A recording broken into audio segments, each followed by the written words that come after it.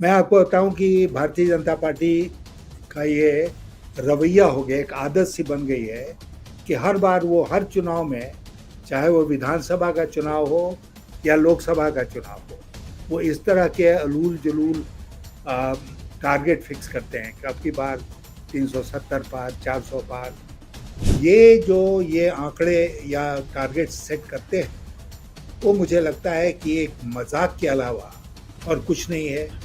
फिर बाद में कोई उनसे पूछता नहीं है, शायद पूछे तो कह देंगे भाई वो चुनावी जुमला था, उसको भूल जाओ। और मैं आपसे ये शेयर करना चाहता हूँ कि जितने भी प्रधानमंत्री आए, चाहे वो कम वक्त के लिए आए, ज़्यादा वक्त के लिए आए, किसी भी प्रधानमंत्री की शैली, भाषा इस प्रकार की नहीं थी जो आज मोदी जी की है।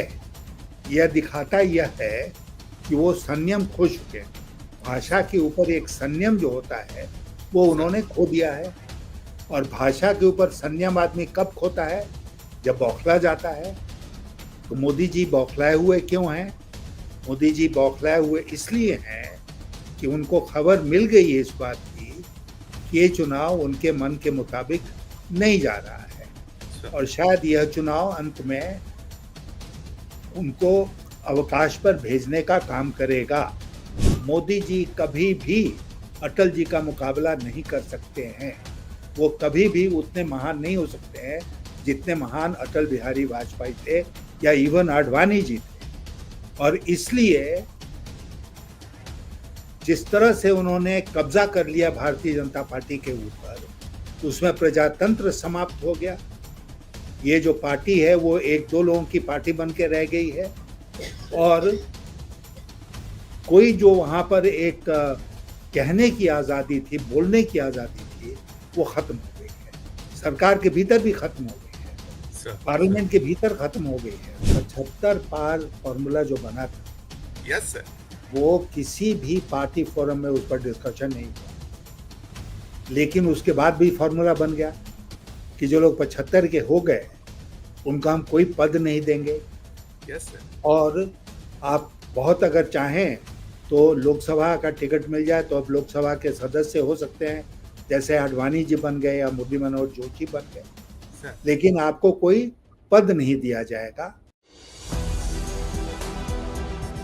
नमस्कार। मैं हूं संजीव श्रीवास्तव। आप देख रहे हैं 4 पीएम न्यूज नेटवर्क। लोकसभा चुनाव 2024 रूपी लोकतंत्र का महोत्सव अब समापन के करीब है। कुल 543 सीटों के लिए सजे चुनाव रण में अब तक 6 चरणों की वोटिंग हो चुकी है। कुल 485 सीटों पर वोट पड़े हैं और एक सीट सूरत भारतीय जनता पार्टी के खाते में जा चुकी है।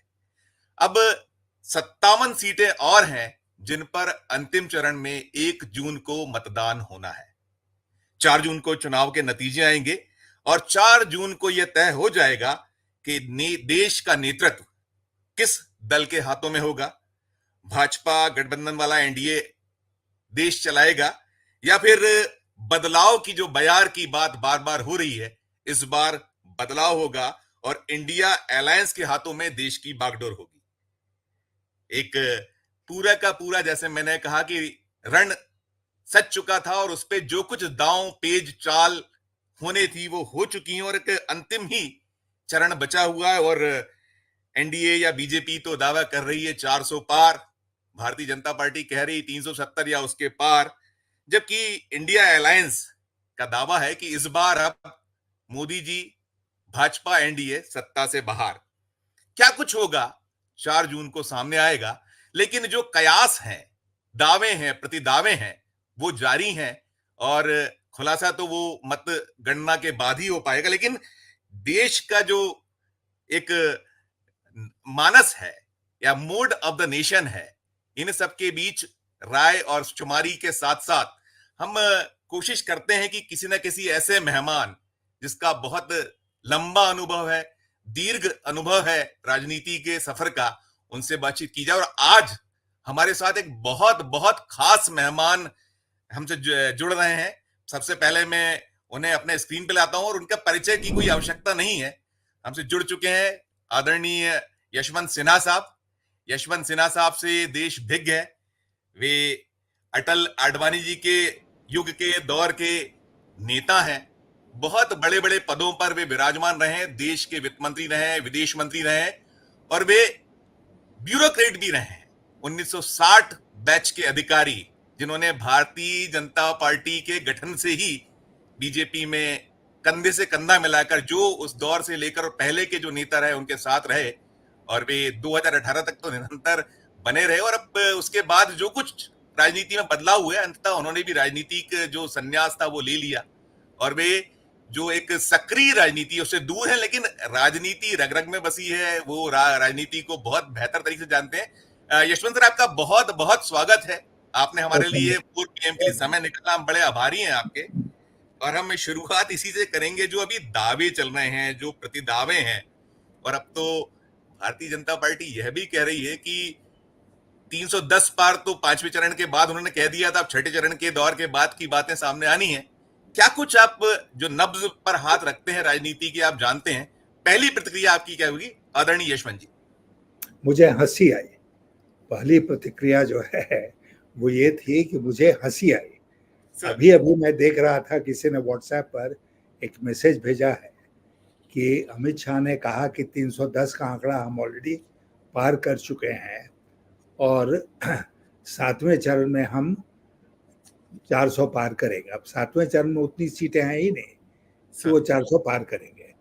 तो मुझे लगता है कि पड़ोसी देशों से सीटों को लेकर आंकड़े को ऊपर करना पड़ेगा, और संसद का जो उसकी जो स्ट्रेंथ है 542 की या 44 की, उसको हम लोग 600-700 पर ले जाएं तो ये 370 और 400 का आंकड़ा पार कर लेंगे।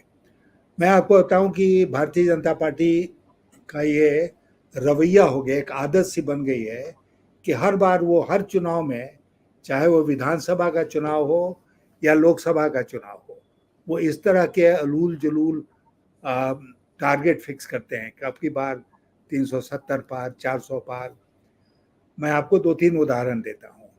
झारखंड का विधानसभा का चुनाव हो रहा था, तो भारतीय जनता पार्टी ने नारा दिया अब की बार 65 पार, और हाउस है 82 का। उसमें उन्होंने कहा अब की बार 65 पार। मिली कितनी सीटें? 25। भारतीय जनता पार्टी सत्ता से बाहर हो गई। फिर आप लीजिए बंगाल का केस। बंगाल में उन्होंने कहा अब की बार 200 पार। उनको मिली कितनी सीटें? 77। सत्ता में नहीं आए। उसके बाद कर्नाटका का चुनाव लीजिए। अमित शाह का एक इंटरव्यू आया था जिसमें वो कह रहे थे कि जो हाफवे मार्क है उससे 13 ज़्यादा आएंगे। मतलब एकदम इतने स्पेसिफिक थे, जैसे इस बार हैं कि 13 ज़्यादा आएंगी हाफवे मार्क से। आप जानते हैं हश्र क्या हुआ कर्नाटका में? हार गए, सत्ता से बाहर हो गए जी। तो ये आंकड़े या टारगेट सेट करते हैं, वो मुझे लगता है कि एक मजाक के अलावा और कुछ नहीं है। फिर बाद में कोई उनसे पूछता नहीं है, शायद पूछे तो कह देंगे भाई वो चुनावी जुमला था, उसको भूल जाओ। तो ये तो इनका हाल है। इसलिए मैं 400 पार और 370 पार से प्रभावित नहीं हूँ, और मुझे तो लगता है कि अगर भारतीय जनता पार्टी आज के दिन भी कुछ भी एक जिम्मेदार पार्टी है तो उसको इस तरह के टारगेट फिक्स करने से बचना चाहिए। बिल्कुल बिल्कुल सर, एक चीज और हम इसमें करेंगे कि आप बहुत सारे चुनाव आपने लड़वाए, देखे, लेकिन जो 2024 का चुनाव है बहुत अलहदा है। खासकर हम यदि भाषा, शैली, आपने एक तो ये कह दिया उल जुलूल टारगेट की आपने बात की, और उसकी हश्र भी हमने देखे। लेकिन अभी और खासकर प्रधानमंत्री जी नरेंद्र मोदी जी जो भाषा या शैली की उसमें है, कैसे आप देखते हैं? हम देख रहे हैं कि आप तो शुरू से ही, शायद पहले चुनाव से लेकर और अब तक के सारे चुनाव को आपने बहुत बारीकी से देखा है लोकसभा के। क्या आप इस पे, आपका अपना नजरिया, क्या आपका आकलन, आप क्या कहेंगे? ये सारी जो मर्यादाएं कहीं टूटी हैं, इसका बहुत ब्लेम हो रहा है। आपकी अपनी प्रतिक्रिया यशवंत सर। देखिए, मैंने कहीं किसी और शो में कहा था कि मैं 1962 से चुनाव में या तो प्रशासन की तरफ से इन्वॉल्व रहा हूँ, या एक वोटर के नाते इन्वॉल्व रहा हूँ, या चुनाव लड़के इन्वॉल्व रहा हूँ। सर कई प्रधानमंत्री इसी बीच में आए, और मैं आपसे ये शेयर करना चाहता हूँ सर कि जितने भी प्रधानमंत्री आए, चाहे वो कम वक्त के लिए आए, ज़्यादा वक्त के लिए आए, किसी भी प्रधानमंत्री की शैली, भाषा इस प्रकार की नहीं थी जो आज मोदी जी की है। और मोदी जी की भाषा भी शायद चुनाव के पहले इस प्रकार की नहीं थी जिस प्रकार की भाषा वो आज चुनाव में बोल रहे हैं। ये क्या दिखाता है? यह दिखाता यह है कि वो संयम खो चुके हैं। भाषा के ऊपर एक संयम जो होता है वो उन्होंने खो दिया है। और भाषा के ऊपर संयम आदमी कब खोता है? जब बौखला जाता है। तो मोदी जी बौखलाए हुए क्यों हैं? मोदी जी बौखलाए हुए इसलिए हैं कि उनको खबर मिल गई है इस बात की कि ये चुनाव उनके मन के मुताबिक नहीं जा रहा है, और शायद यह चुनाव अंत में उनको अवकाश पर भेजने का काम करेगा। तो इसलिए वो बौखला गए हैं, और बौखलाहट में वो किसी भी प्रकार की भाषा का इस्तेमाल कर रहे हैं। भारत एक महान देश है, और देश का दुनिया का सबसे बड़ा लोकतंत्र है। इस लोकतंत्र में जो नंबर 1 व्यक्ति है शासन का, वो इस प्रकार की भाषा का प्रयोग करेगा, ये समझ के परे है। ये बिल्कुल समझ के परे है। और वो क्यों, जितनी वो इस प्रकार की भाषा बोल रहे हैं, उनके चाटुकार उनको रोज शाम को क्या बताते हैं मुझे नहीं पता, लेकिन जनता इससे बहुत निराश हो रही है। और हर फेज का चुनाव इसलिए मोदी जी के ज्यादा से ज्यादा खिलाफ जा रहा है, केवल इस वास्ते कि उनकी भाषा जो है उसकी सारी मर्यादा खत्म हो चुकी है। बिल्कुल बिल्कुल, आपने भाषा और मर्यादा, हमने देखा कि पाकिस्तान, मुस्लिम, भैंस खोल ली जाएगी, अनाज और घर की दीवारों का एक्सरे किया जाएगा, जो आपने कहा कहाँ कहाँ क्या क्या चीजों, और फिर चूड़ियां, मंगलसूत्र से मुजरा, मुजरा भी आ गया सर, मुजरा भी आ गया, मुजरे तक की भी। कैसी ये भाषा, वही आप क्या वो आप कहते हैं, तो मतलब आप तो बहुत निकट लोगों में रहे, आपने उनको कहीं राजनीति में जब वो मुख्यमंत्री होते थे गुजरात के, और मुझे ध्यान है कि जब बातें आई थी कि उन्हें प्रोजेक्ट किया जा रहा था, उसमें आप भी शामिल थे, आपने भी कहीं उन्हें कहा था, आपने कहीं उनको प्रोजेक्ट किया था कि नहीं, इनको प्रधानमंत्री पद के लिए प्रोजेक्ट किया जाना चाहिए, ऐसा मुझे ध्यान आता है, मैंने बयान जो पढ़े हैं। तो क्या आपकी मानसिक स्थिति ही खराब है क्या, आप इस पे कैसे? नहीं, आपने बिल्कुल सही कहा, और मैं जी इस दोष को स्वीकार करता हूं कि सर। मोदी जी को उस समय 2014 में प्रोजेक्ट करने वालों में मैं भी था। और सर मैं जोर देकर इस बात को कहता था कि अगर आप चुनाव जीतना चाहते हैं तो मोदी जी को आगे करके चुनाव हम लोगों को लड़ना चाहिए। और उसके पीछे कारण थे, उसके विस्तार में मैं नहीं जाऊंगा, लेकिन सर उसके पीछे कारण थे। लेकिन हमने कभी कल्पना में भी इस बात को नहीं सोचा था कि प्रधानमंत्री बनने के बाद मोदी जी इतने बदल जाएंगे। और ये जो उनके अंदर बदलाव आया है, एक तो एक घमंड आ गया है। अब घमंड की पराकाष्ठा तो उस समय हो गई जब उन्होंने कहा जोर देकर कि वो आदमी नहीं है, वो भगवान है।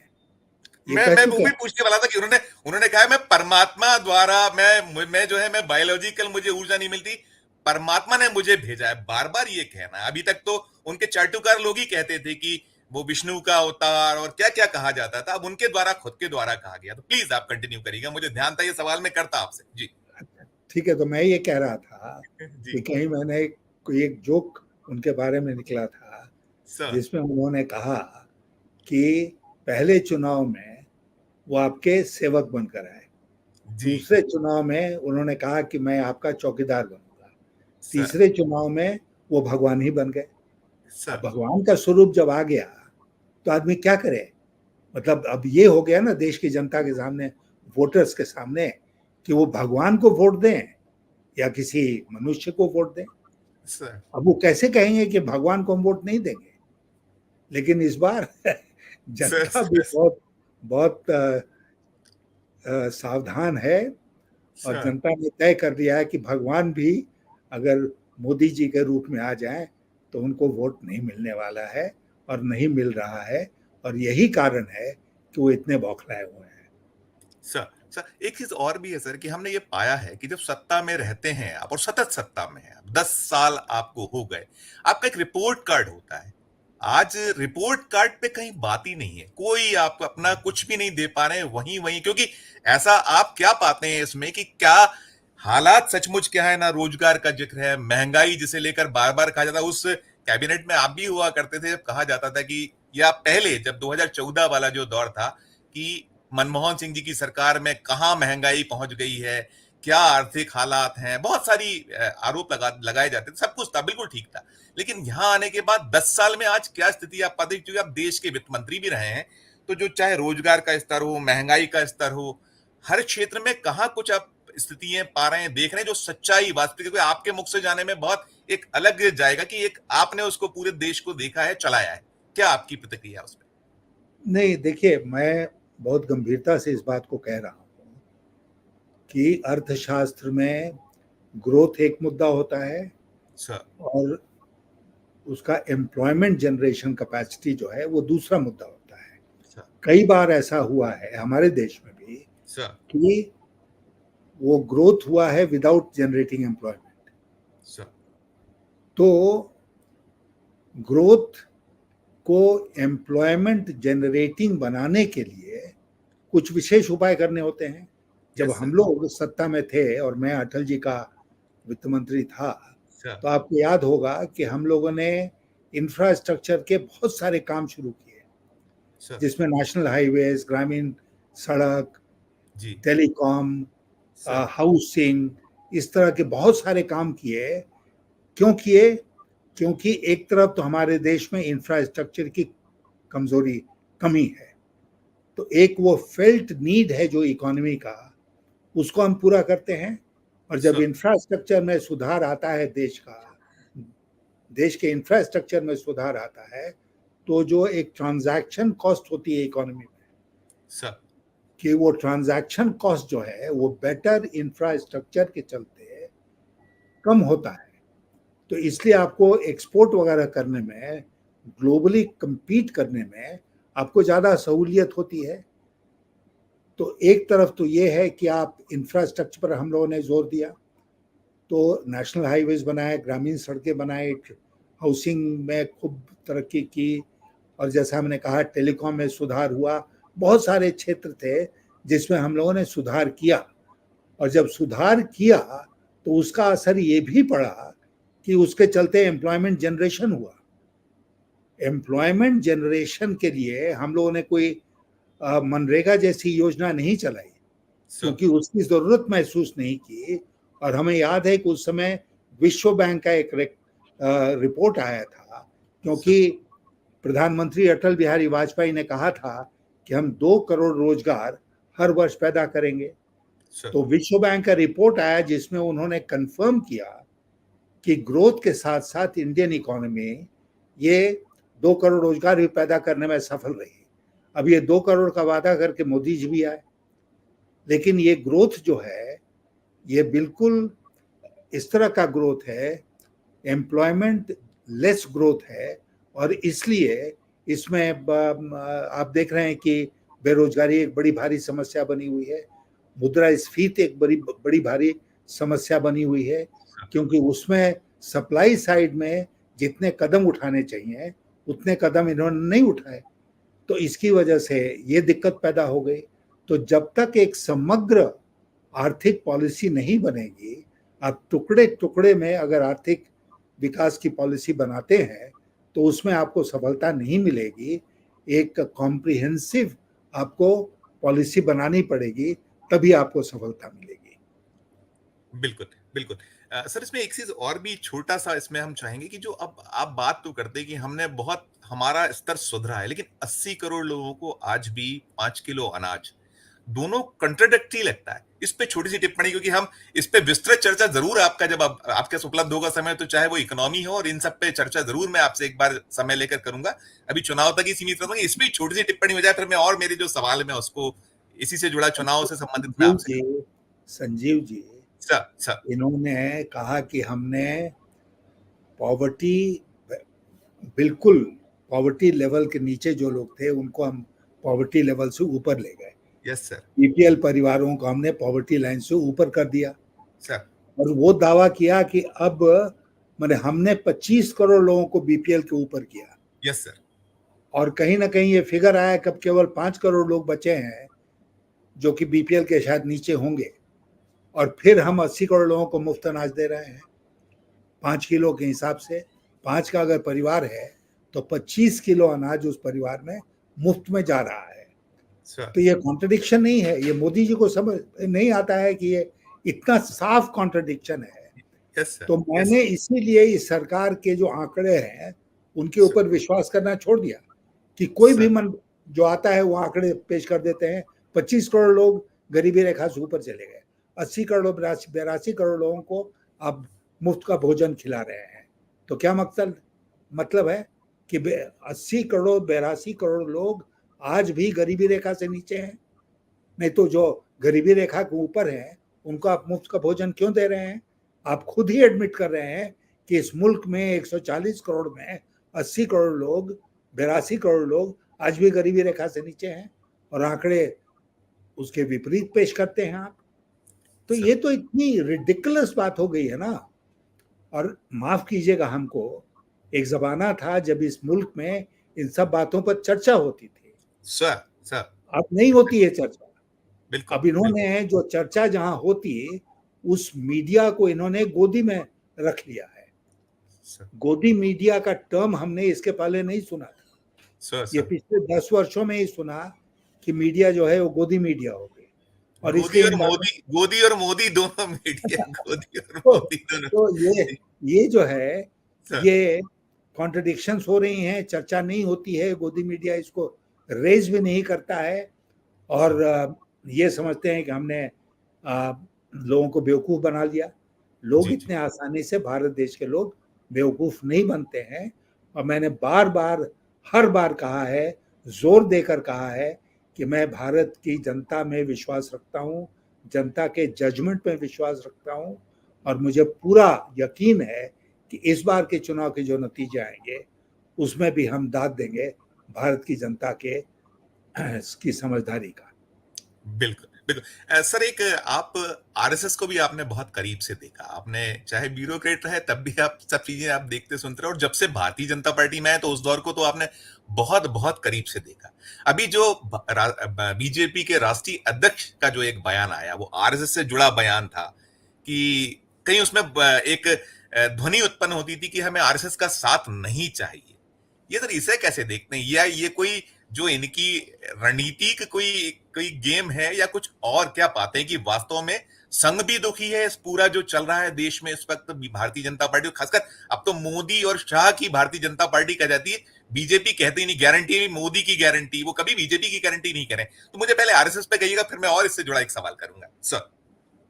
नहीं, मैं तो ये कहना चाहूंगा कि आरएसएस की एक भूमिका रही है इस देश में, और खास करके भारतीय जनता पार्टी के कार्यकलापों को लेकर आरएसएस की भूमिका रही है। मैं नज़दीक से इस बात को जानता हूँ। जब मैं भारतीय जनता पार्टी में आया और ये माना गया कि मैं अर्थशास्त्र के बारे में कुछ जानता हूँ, तो अक्सर संघ और भारतीय जनता पार्टी के बीच में जो चर्चाएं होती थी उसमें मुझे भी बुलाया जाता था, और हम लोग बातचीत करते थे, खुलेआम बातचीत होती थी। और अगर कोई डिफरेंस होता था, डिफरेंस ओपिनियन, तो ये होता था कि भाई ठीक है, आपका ये विचार है, हमारा ये विचार है।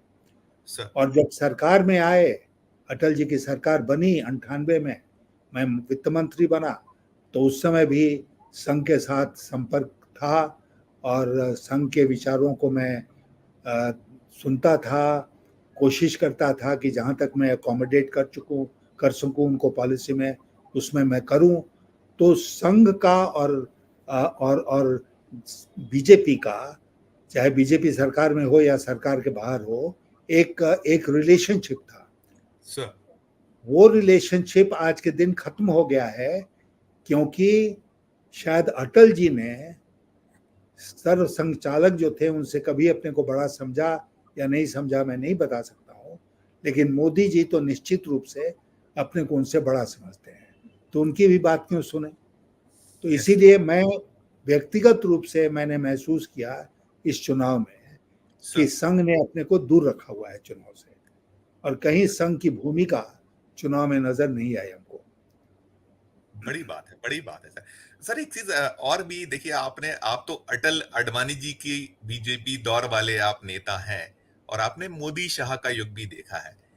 बार बार तुलना होती है, तो हम इसमें ये चाहेंगे, मतलब वे तो बिल्कुल हो, जो चाल चरित्र चेहरा वो तो सब कुछ बदल चुका है, सबको सारी चीजें मालूम है, लेकिन बड़ा डिफरेंस क्या, आप एक दो तीन यदि आपके कोई उदाहरण ऐसे आपको लगते हैं जो बहुत भारी नुकसान पहुंचा आज नहीं तो आने वाले दौर में, कि देखिए आप लोगों ने भारतीय जनता पार्टी को जो गढ़ा है, हमें ध्यान है दो से नवासी, और नवासी से वो यात्रा हुई, और एक वोट पे वो अटल जी ने सरकार को छोड़ दिया था कि मैं चिमटे से भी नहीं छूंगा एक वोट को, लेकिन आज तो चारों तरफ केसरिया लहराने के लिए जो कुछ हो रहा है, तो ये कैसे, इसको क्या नुकसान आप पाते हैं अगर हम तुलनात्मक देखें अटल अडवाणी जी की भाजपा और मोदी शाह की बीजेपी, दो तीन तो उदाहरण यदि आप दें। जी आपने कहा दो तीन बातें, तो मैं दो जी तीन बातें बताता हूँ आपको। सर। नंबर एक, अटल आडवाणी का जो भाजपा थी, सर। वो एक प्रजातांत्रिक तरीके से चलने वाली भाजपा थी। सर बड़ी बात है। अटल आडवाणी जी अध्यक्ष थे भारतीय जनता पार्टी के, जी और उस समय नियम ये था कि राष्ट्रीय कार्य समिति के जो भी सदस्य हैं शहर में, वो सर। रोज सुबह 11 बजे आडवाणी जी के कक्ष में मिलेंगे। तो जो लोग होते थे शहर में वो आते थे, आडवाणी जी भी आते थे, उनके कमरे में बैठक होती थी दिन भर, और जो चर्चा में बातें हैं वो आती थी। और उसके बाद जो प्रवक्ता थे, जैसे मैं प्रवक्ता था, तो बताया जाता था कि भैया ये मुद्दे आज इम्पोर्टेंट हैं, इस पर आप आज बोलिएगा। तो मैं जाकर सर। बोलता था उन मुद्दों पर। जी।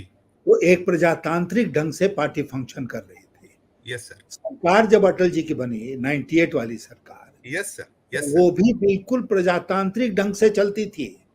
मैं सर। तो वित्त मंत्री था, मेरी जो जिम्मेदारी थी वो बहुत सारे जो प्रस्ताव दूसरे मंत्रालयों के आते थे उसका विरोध करना मेरी जिम्मेदारी थी, जी जी और मैं जी। विरोध करता था वित्त मंत्री सर। के हैसियत से। सर। लेकिन अटल जी ने एक बार भी हमसे नहीं कहा कि आप क्यों विरोध करते हो, आप मत विरोध करो। तो मुझे अपना काम करने में कहीं दिक्कत नहीं हुई, और कैबिनेट की मीटिंग में भी प्रजातंत्र प्रिवेल करता था। वहां पर एक आदमी का शासन नहीं था, प्रधानमंत्री जी का आदर सब लोग करते थे, लेकिन सब लोग स्वतंत्र थे अपनी राय रखने का कैबिनेट मीटिंग्स में भी। तो ये दूसरा था प्रजातांत्रिक। तीसरा, जैसे आपने कहा कि अटल जी बहुत बड़े नेता थे, लेकिन कभी भी ये नहीं हुआ कि अटल की गारंटी, अटल की सरकार, अटल का ये, अटल का वो, जैसे आज हो गया है। Yes sir. मोदी यस। जी मोदी जी कभी भी अटल जी का मुकाबला नहीं कर सकते हैं।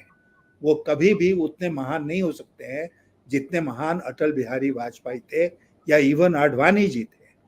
और इसलिए जिस तरह से उन्होंने कब्जा कर लिया भारतीय जनता पार्टी के ऊपर, उसमें प्रजातंत्र समाप्त हो गया। ये जो पार्टी है वो एक दो लोगों की पार्टी बन के रह गई है, और कोई जो वहां पर एक कहने की आजादी थी, बोलने की आजादी थी, वो खत्म हो गई है। सरकार के भीतर भी खत्म हो गई है, सर। सर। पार्लियामेंट के भीतर खत्म हो गई है। पार्लियामेंट के मेंबर्स बीजेपी के हमको मिला करते थे, वो कहते थे कि साहब क्या मजाल है कि आप लोगों के टाइम में जो पार्लियामेंट्री पार्टी की मीटिंग्स में चर्चा होती थी, वो चर्चा थोड़ी होती है आज के दिन। हम यस लोग सर। यस। जाते हैं, उधर से अमित शाह और मोदी जी बोलते हैं, नड्डा जी बोलते हैं, हम लोग सुनते हैं, वापिस आ जाते हैं। कोई सवाल ही नहीं है किसी प्रश्न को उठाने का। और मैं आपको अनेक उदाहरण दे सकता हूँ कि पार्लियामेंट्री पार्टी की मीटिंग जो हर ट्यूसडे को होती है, उसमें कई बार मैंने मुद्दे उठाए और उस पर सर। तुरंत एक्शन हुआ, सर। तुरंत एक्शन हुआ। तो ऐसा नहीं था कि आप बिल्कुल असहाय महसूस कर रहे हैं, नहीं।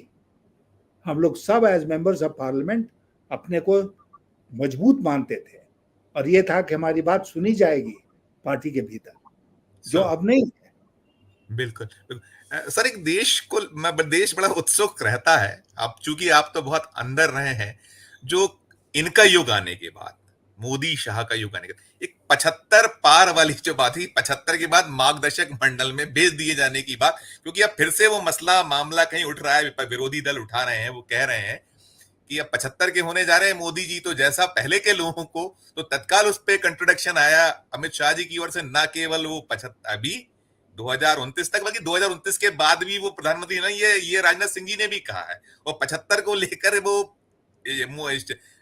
अमित शाह जी की ओर से भी आया।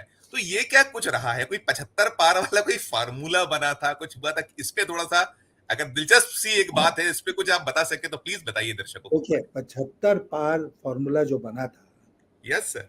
वो किसी भी पार्टी फोरम में उस पर डिस्कशन नहीं हुआ, लेकिन उसके बाद भी फॉर्मूला बन गया कि जो लोग 75 के हो गए उनको हम कोई पद नहीं देंगे, यस सर। और आप बहुत अगर चाहें तो लोकसभा का टिकट मिल जाए तो अब लोकसभा के सदस्य हो सकते हैं, जैसे आडवाणी जी बन गए या मुरली मनोहर जोशी बन गए, सर लेकिन आपको कोई पद नहीं दिया जाएगा क्योंकि आप 75 के पार हैं, और आपको कुछ लोगों को मार्गदर्शक मंडल में। ये फार्मूला सर कुछ धरातल पे कैसे था, इसका थोड़ा सा और तफसील से बताइएगा, बड़ा देखिए, दिलचस्प ये जी। मैंने जैसे आपसे कहा कि ये फॉर्मूला कहीं किसी पार्टी फोरम में डिस्कस नहीं हुआ, ओके। लेकिन हवा में बात उड़ी कि यस सर। मोदी जी जो हैं वो 75 पार के लोगों को तरजीह नहीं देने वाले हैं। और मैं आपको सच्चाई बताऊं तो जी जी। 2014 का चुनाव मैंने इसलिए लड़ने से इनकार कर दिया कि मैं 75 की उम्र पहुंच चुका था। और ओके। हाँ, और जब ये मीटिंग हो रही थी चुनाव समिति की, राजनाथ सिंह अध्यक्ष थे, यस सर।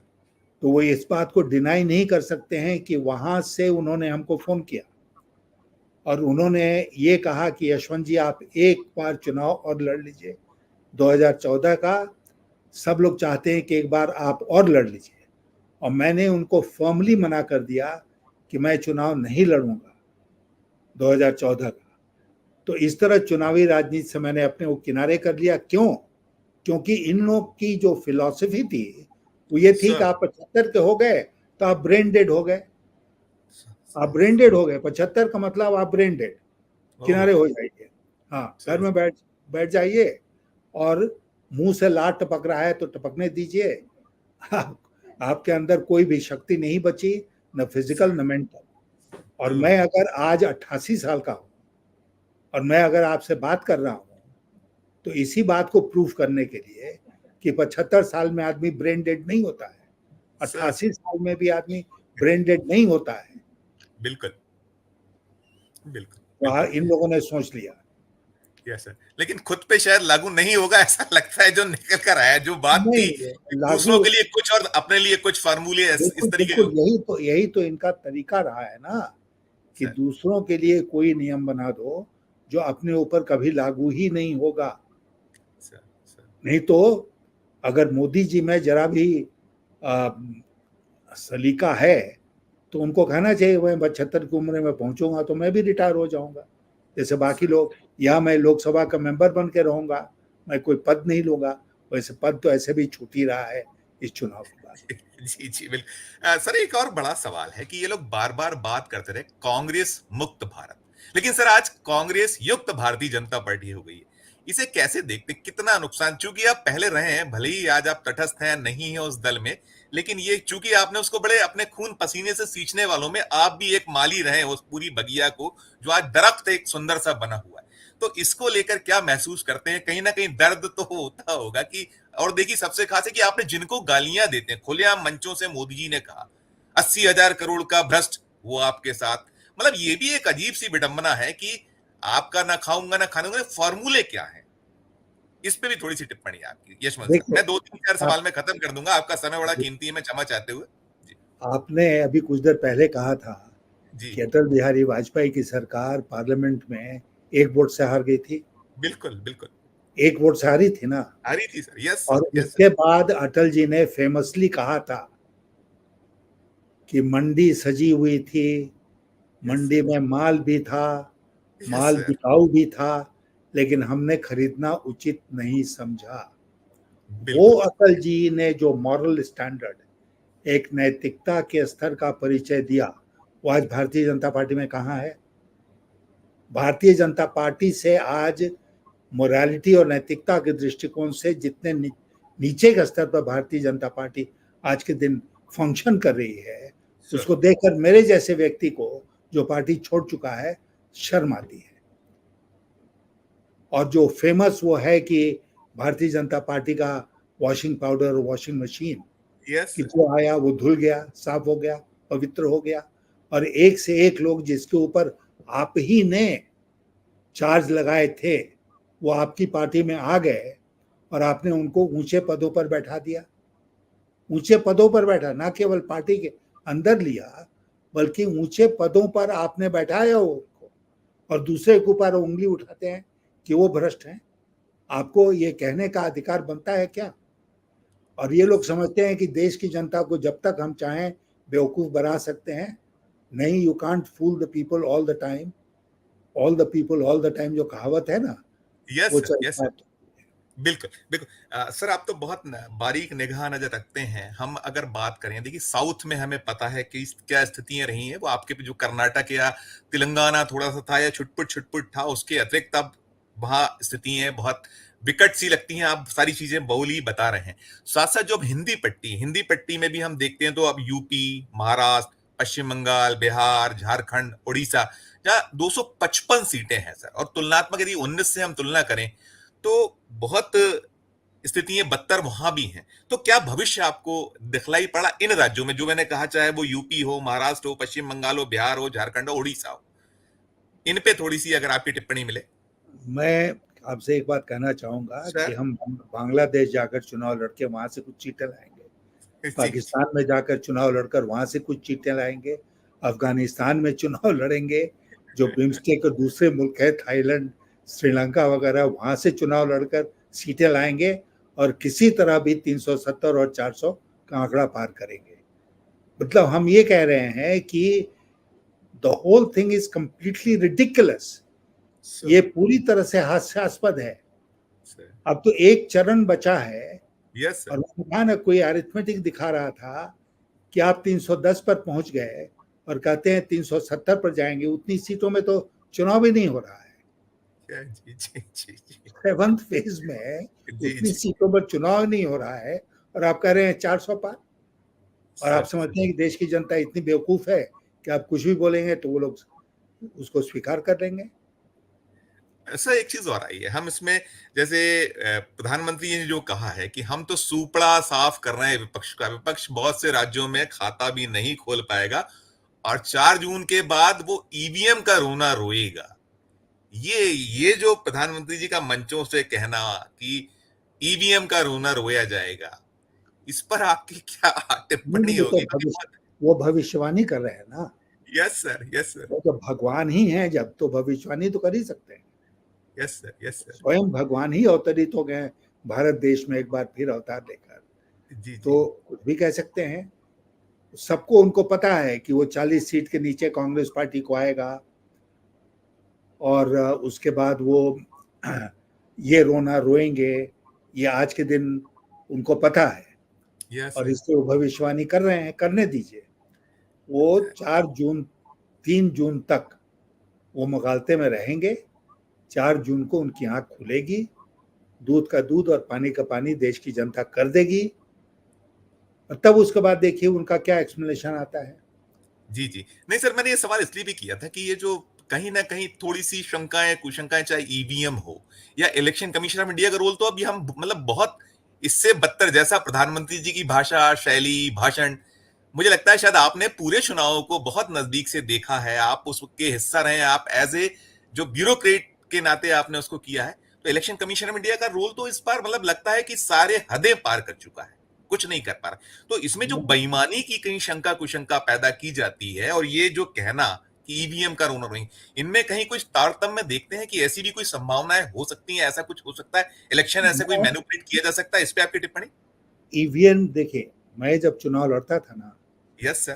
तो ईवीएम बंद होता था, सील किया सर जाता था, सर और उसके बाद एक फॉर्म 17C होता है, और मैं अपने बूथ एजेंट को बोलता था कि भाई आप फॉर्म 17C जरूर कलेक्ट करो और शाम तक हमारे यहाँ पहुंचाओ, और मेरे यहाँ 90% फॉर्म सी आ जाते थे चुनाव के समाप्त होने के बाद उसी दिन शाम को। तो हमारे हाथ में जब फॉर्म 17C आ गया तो अब उन आंकड़ों के साथ कोई छेड़छाड़ नहीं कर सकता है। इस बार आंकड़ों में परिवर्तन हुआ है, जी। कई करोड़ लोग ज्यादा संख्या में बढ़ एक गए। 1 करोड़ 7 लाख तो सर 5वें चरण तक बढ़ चुके थे, जो तुलनात्मक हम लोग ये पाते थे। हम लोगों ने खूब ब्रीफिंग्स अटेंड की हैं, मतलब अगले दिन सुबह या अगले दिन शाम तक फाइनल डेटा आता था। 11 दिन बाद अभी डेटा आया है, 4 दिन बाद डेटा आया है, और उसमें बहुत फर्क आ रहा है। तो इन नहीं, सब ये के तो हो ही मद्देनजर नहीं सकता है ना, ये जी हो ही नहीं सकता है, क्योंकि उसी दिन शाम को फॉर्म 17C में सारा डेटा इकट्ठा हो जाता है। फिर वो फॉर्म 17C जो है वो कलेक्टर साहब के पास आता है, जो रिटर्निंग ऑफिसर हैं जिले के, और फिर उसके बाद वो चीफ इलेक्टोरल ऑफिसर स्टेट को भेजते हैं, वहां से वो आता है चुनाव आयोग के पास। तो इसलिए इसमें कोई हेरा फेरी नहीं हो सकता है। और उसी दिन शाम को, जैसे मैं उम्मीदवार हूं, मुझे पता है कि कितना वोट पड़ा, सर उसी तरह चुनाव आयोग को भी पता होना चाहिए कितना वोट पड़ा। और उसके बाद अगर आंकड़ों में फर्क पड़ा है तो उनको एक इसके लिए कन्विंसिंग एक्सप्लेनेशन देना चाहिए कि ये क्यों हुआ। जो एक्सप्लेनेशन चुनाव आयोग ने दिया है वो मेरे जैसे व्यक्ति को, जिसने चुनाव कराए भी हैं, चुनाव लड़ा भी है, मैं कन्विंस नहीं हूं कि इसमें कोई, उनके एक्सप्लेनेशन में कोई जान है। वो बिल्कुल बेमानी है। नहीं चुनाव देखिए, कोई आयोग के बारे में गड़बड़िए कुछ आप देखते हैं, संभावनाएं हो सकती हैं, बन सकती हैं, ऐसा कुछ संभावना, जो देखिए मैं जी मानता हूं कि ईवीएम में गड़बड़ी नहीं हो सकती है यस अगर सर कैंडिडेट और पॉलिटिकल पार्टीज विजिलेंट हैं, सतर्क हैं, तो ईवीएम में गड़बड़ी नहीं हो सकती है। अब सर रास्ते में कोई ईवीएम बदल दे, रास्ते में यस सर यस अगर सर कैंडिडेट ने उसको, मैं जब उम्मीद लड़ता था चुनाव, यस तो सर मैं पेट्रोलिंग पार्टी जो ईवीएम कलेक्ट करती है हर बूथ से, उसके सर पीछे मैं अपने आदमी को लगा के रखता था सर कि तुम इनके पीछे लगे रहो, और जब तक ये स्ट्रांग रूम नहीं पहुंचे तब तक इनके पीछे लगे रहो। और स्ट्रांग रूम में मैं स्वयं रहता था देखने के लिए कि कहाँ से आया, कैसे आया। तो ये मान लीजिए कि किसी कैंडिडेट ने लापरवाही बरती तो रास्ते में वो ईवीएम बदल सकते हैं, सर रास्ते में ईवीएम बदला जा सकता है। सर तो इसलिए इसलिए सर सावधानी बरतनी होगी कैंडिडेट्स को, पॉलिटिकल पार्टीज को। नहीं तो ये तो किसी हद तक जा सकते हैं। ये वो लोग नहीं हैं जो एक वोट से पार्लियामेंट में सरकार वोट, ये बहुमत खो देंगे एक वोट से, ये इस तरह के लोग नहीं हैं। तो यस सर। इसलिए इनके बारे में बहुत सावधान रहने की आवश्यकता है। बस मैं 1 2 सवालों में खत्म कर दूंगा। एक सवाल और भी जी। पड़ा है अभी, एक बहुत महत्वपूर्ण सर, हम देख रहे हैं या पा रहे हैं कि अभी पार्लियामेंट की पूरी जो सुरक्षा की व्यवस्था है, अभी तक जो है सीआरपीएफ देखता था, अब सीआईएफ के हवाले कर दिया जाना, सीआईएसएफ के हवाले, इसे कैसे देखते हैं? क्योंकि आप सरकार का अंग रहे हैं, आप तो सब चीजों से वाकिफ रहे हैं, इसको कैसे आप उसको देखिएगा? क्या आपकी इस पे टिप्पणी होगी सर? मैं बहुत ज़्यादा जानकारी इसके बारे में नहीं रखता हूँ। हाँ मैं इतना जानता हूँ कि सीआरपीएफ ज़्यादा बड़ा फोर्स है सर कंपेयर टू सीआईएसएफ, और इसलिए अगर सीआरपीएफ की निगरानी में पार्लियामेंट की सिक्योरिटी थी तो शायद ज़्यादा मजबूत थी, और सीआईएसएफ की सिक्योरिटी में उतनी मजबूत होगी कि नहीं, इस पर सवालिया निशान है, उठाया जा सकता है प्रश्न। तो क्यों सीआईएसएफ को दिया, ये सरकार के लोगों को ही पता है। मैं इसके बारे में ज़्यादा कुछ नहीं बता सकता हूँ। सर मैं आपसे आखिरी सवाल करूंगा कि जो यशवंत सिन्हा जी का दीर्घ अनुभव है, बहुत चुनावों के वो बहुत उसकी बारीकियों से विज्ञ हैं, तो सिन्हा साहब का एग्जिट पोल वो इस 2024 के नतीजों को लेकर क्या संभावनाएं आप देख पा रहे हैं सर? देखिए, मैं ये दावा नहीं करूंगा कि मैं देश भर में घूमा हूँ, देश की जनता का पल्स हमने जाना है। सर। लेकिन इतना ज़रूर कहूँगा कि बहुत लोगों से बातचीत होती रही है, यस सर, उनके यस सर। विभिन्न भागों में, और मुझे लगता है कि इस बार हवा पलट गई है। चुनाव उस तरह नहीं, उस दिशा में नहीं जा रहा है जिस दिशा में मोदी जी चाहते थे वो जाए, और इसलिए बीजेपी और एनडीए को इस चुनाव में भारी नुकसान उठाना पड़ सकता है। और कोई आश्चर्य मुझे नहीं होगा 4 जून यदि यदि भारतीय जनता पार्टी बहुमत से बहुत दूर रह जाती है। सर, सर, हमसे बातचीत के लिए सर आपका बहुत बहुत शुक्रिया, बहुत बहुत हम आपके आभारी हैं। आपने हमारे लिए बेहद कीमती वक्त में से इतना सारा वक्त दिया। हम 4 पीएम आपका बहुत बहुत आभार जताता है, बहुत धन्यवाद करता हूं सर। धन्यवाद। ये बहुत बहुत धन्यवाद। तो ये थे आदरणीय यशवंत सिन्हा साहब, जो स्पष्ट कर रहे थे कि देश में हवा का रुख बदला हुआ है। वो जो महसूस कर रहे हैं, उन्होंने, हमने कोशिश की टटोलने की, तो जो एग्जिट पोल हो सिन्हा साहब का या एग्जैक्ट पोल हो, वो साफ साफ उस और इशारा कर रहे हैं कि अब जो आ रहा है 4 जून को जो नतीजे हैं देश में बदलाव से जुड़े होंगे, ऐसी संभावनाएं आदरणीय यशवंत सिन्हा साहब ने जताई है। तो ये था हमारा खास कार्यक्रम, खास चर्चा देश के पूर्व वित्त मंत्री, विदेश मंत्री और अटल आडवाणी युग के बड़े नेता यशवंत सिन्हा जी से। हम फिर किसी नए विषय, किसी नई चर्चा के साथ आपके समक्ष उपस्थित होंगे। हमारा आग्रह है कि ये इंटरव्यू आपको कैसा लगा, इसके कमेंट बॉक्स में जाकर जरूर टिप्पणी करिएगा, बताइएगा हमें। हमारे चैनल को लाइक कीजिए, सब्सक्राइब कीजिए। यदि आपने ज्वाइन का बटन नहीं दबाया तो ज्वाइन का बटन भी जरूर दबाइए। प्यार और स्नेह बनाए रखिए और देखते रहिए 4 PM न्यूज नेटवर्क। धन्यवाद, नमस्कार।